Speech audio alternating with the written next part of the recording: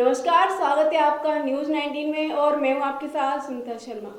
आपको बता दें कि भ्रष्टाचार के खिलाफ आवाज़ उठा रहे कार्यकर्ताओं को आए दिन धमकियां मिलती रहती हैं।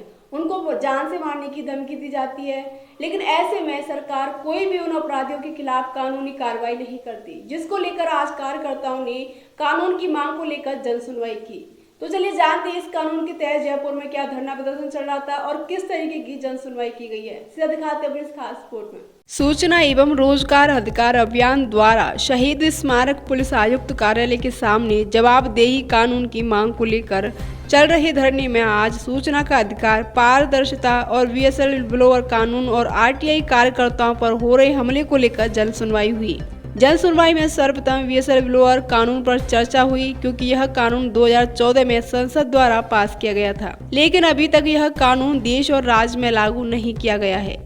यह बहुत ही दुख बात है, क्योंकि आए दिन सूचना के अधिकार पर काम करने वाली और भ्रष्टाचार के मुद्दों को उठाने वाले कार्यकर्ताओं पर हमले होना आम बात हो गई है। जन सुनवाई में राजस्थान सूचना आयोग के सूचना आयुक्त नारायण बारेठ ने भी भाग लिया और अपनी बात रखते हुए उन्होंने कहा कि मैं भी इस तरह की घटनाओं से पीड़ित रहा हूं। एक पीड़ित व्यक्ति की पीड़ा समझ सकता हूं।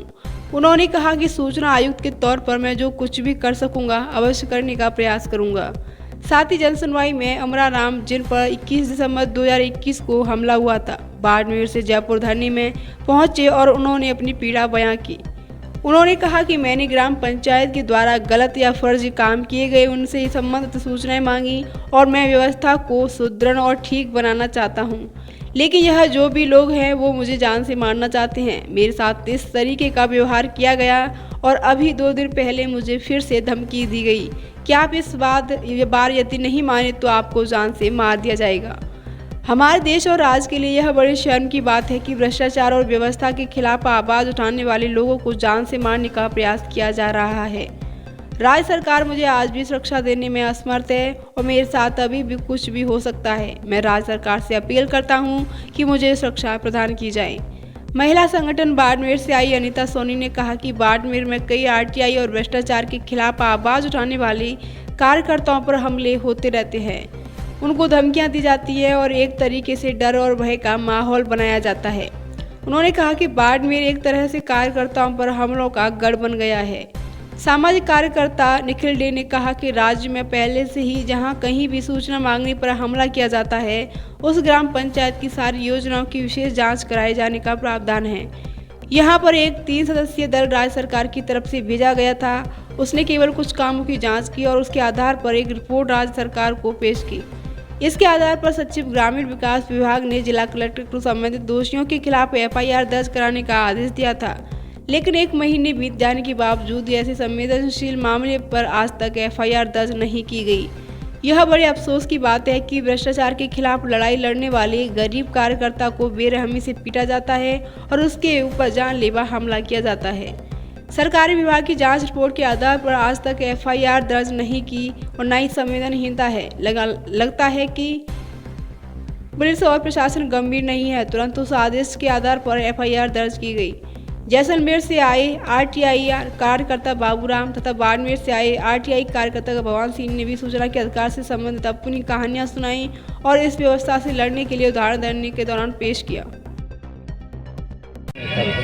आम जन के लिए होता था, इससे उनके जो भ्रष्टाचारी होते हैं उनके साथ को भी लोगों में जो जैसे भ्रम फैलाते हैं उसको हम सामने लाते हैं तो उनको जलन होती है हमसे, तो इसको लेकर वो हम पे हमला करवाते हैं। हम सरकार से यही मांग करते हैं जो इससे आपके सामाजिक कार्यकर्ताओं को सुरक्षा दी जाए। गड़बड़ी को रोकने तो हमने कहा है कि कानून में सरकार का दायित्व है उसको सुरक्षा देना, जो शिकायत कर रहा है, जो सूचना मांग रहा है उसको सुरक्षा देना कानून। तो ये सरकार इनकी किसी जो गद्दी पर बैठे हैं उनकी बापूती नहीं है। लोकतंत्र में हम हैं और वो आदेश भी हम लोगों ने निकलवाए और ये कानून हम लोगों ने बनवाए और कानून को हम ही लागू करवाएं। तो हम कई बार यहाँ नारा लगाते हैं सरकार हमारे आपकी नहीं किसी की, क्योंकि आपकी सबकी हमकी, मेरे भी कोई नहीं है, अकेले किसी की नहीं है, सबकी मिलके है।